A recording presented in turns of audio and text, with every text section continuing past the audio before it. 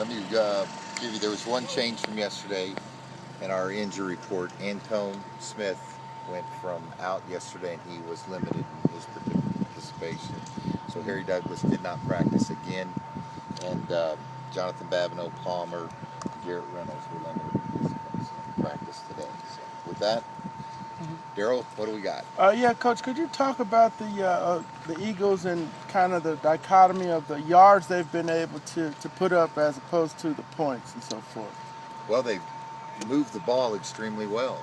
They've had a number of turnovers this season, and a lot of those turnovers have taken place in the red zone.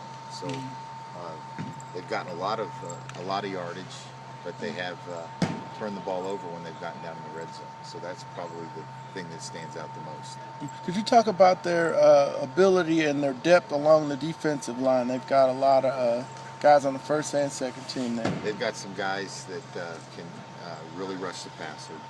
Not just their two starters, but their backup guys. They've got a guy that hasn't even been able to basically dress that's a darn good rusher. And Coach Washburn, probably one of the first defensive line coaches to really work a rotation.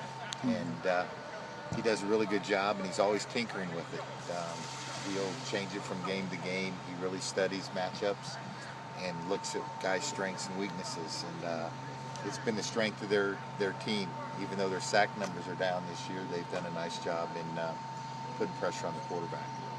When it comes to the bye week, do you think it's a good time to make personnel changes if you're going to make a change in the starting lineup? Well, I think you have a better opportunity to evaluate during the bye week when you're in the routine of going through the the games, and you've got a set deal that on Monday you're doing this, Tuesday you're doing that, and you're into your game planning.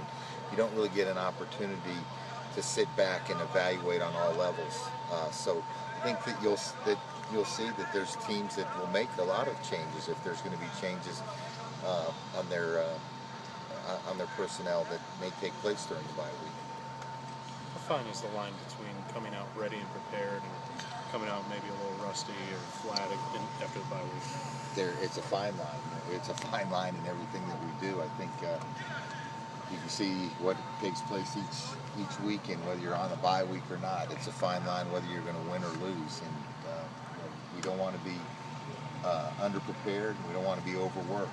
I think our guys have done a nice job. We had a nice start to the week on Monday, working on Falcons, and we've had two spirited practices. The guys seem to be fresh and ready to go. Coach, speaking of spirited, speak a little bit about Asante and his practices this week. Well, Asante's practices are probably not any different than any other week. Asante's very vocal. You guys hear it, and it's all in good fun. Makes the practices lively. But I think that he's excited about going back and competing against some of his old teammates. He spent a significant amount of time there, so I think he's excited about that. And we're excited to go up and compete against him as well. Do you worry about him having his emotions in check for the game, or do you talk to him about it? Believe it or not, Asante on game day is a different guy than he is during the week. I've learned that real quick in the first six games that we played. Asante's all business on game day. All right, boys and girls.